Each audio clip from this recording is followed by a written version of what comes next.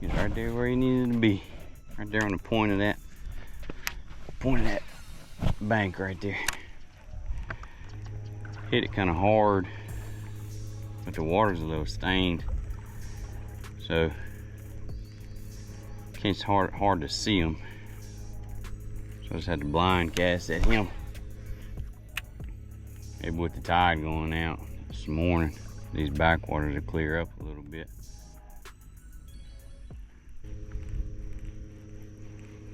Kind of trying to target more of this grass edge, anything that looks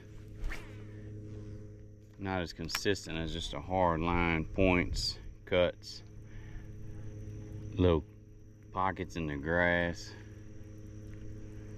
It tends to be where they'll want to hang out a little bit more.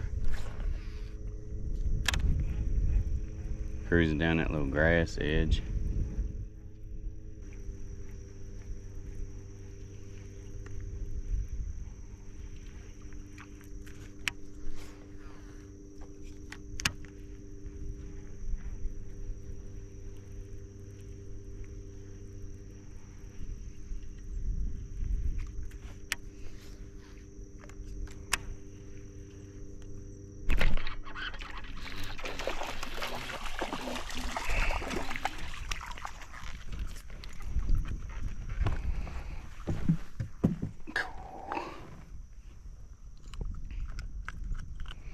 Got nothing big, still fun.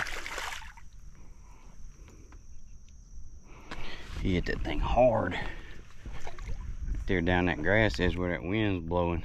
The water's a little bit clear along that grass. I think the wind's got it kind of stirred up back here.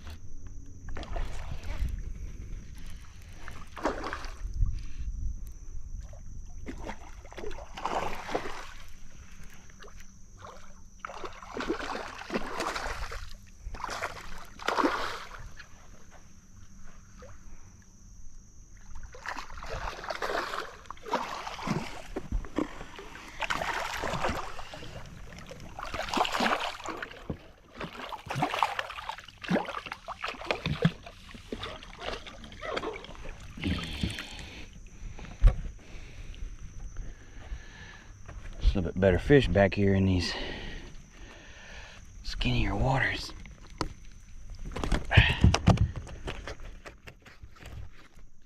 Trash. Not a bad one. He was right there when this water's super stagnant. Surprising.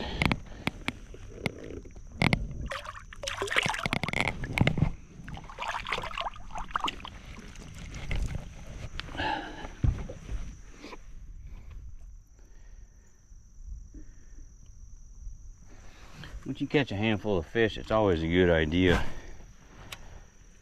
to retie your knot. Once that knot gets so much tension on it,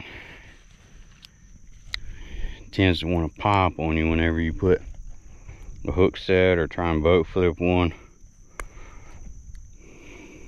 So, rule of thumb for me is about every 4 or 5 fish, especially if it's redfish, go ahead and just retie. It's just a good idea.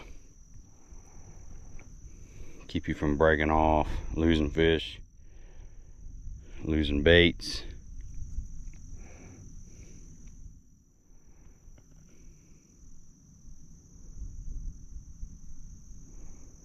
That was a little bit better fish back here in these little bit narrower waters.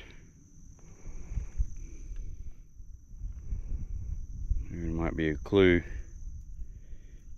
that they're not really on the main lake. They're back in these smaller waters.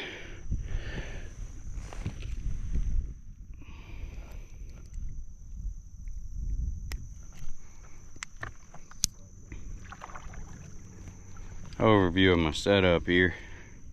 Got a Blue Moon, little swim bait, gold underspin as always, 3/16 ounce weight.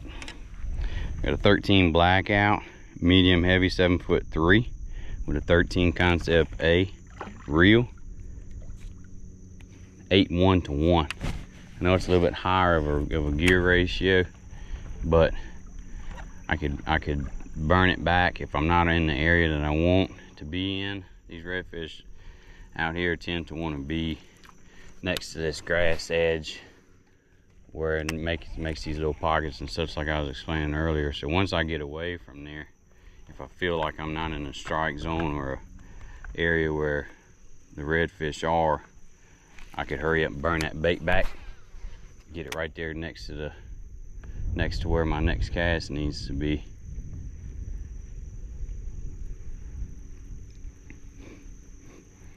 Let's go see if we can't catch us a few more here. Maybe they'll start biting as the day gets a little bit later. Hopefully we can find some clean water. Another tip is,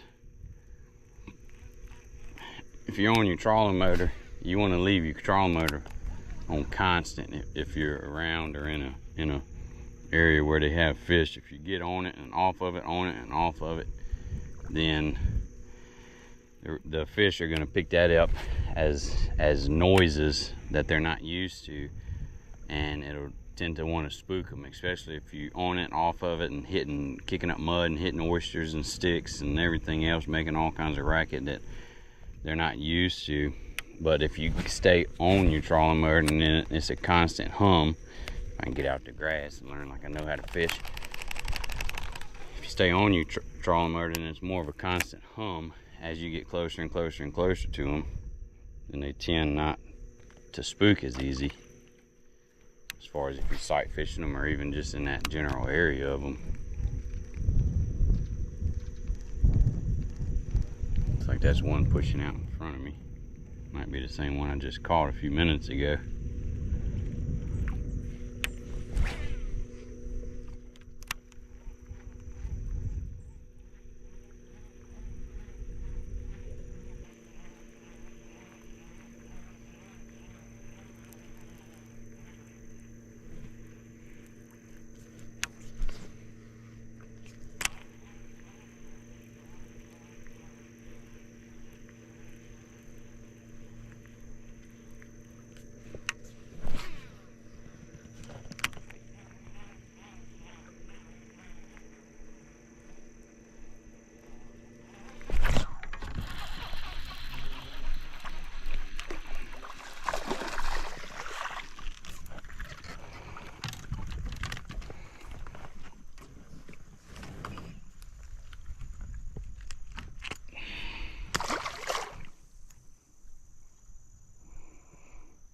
Nice little redfish. Not a keeper, but don't tempt me with a good time. He was hauling out. He hit right here behind.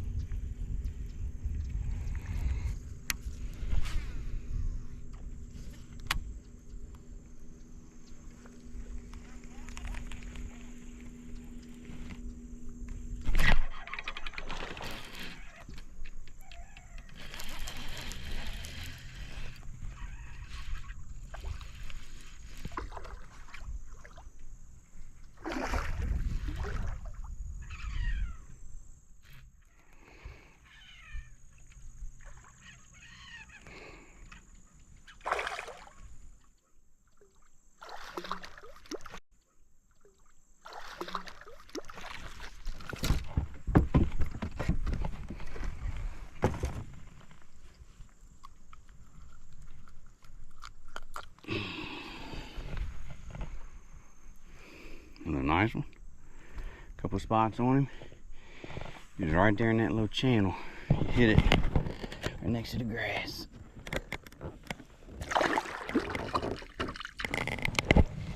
Appreciate you, old buddy. Again, I'm using the same bait I've been using all morning. Blue Moon swim bait.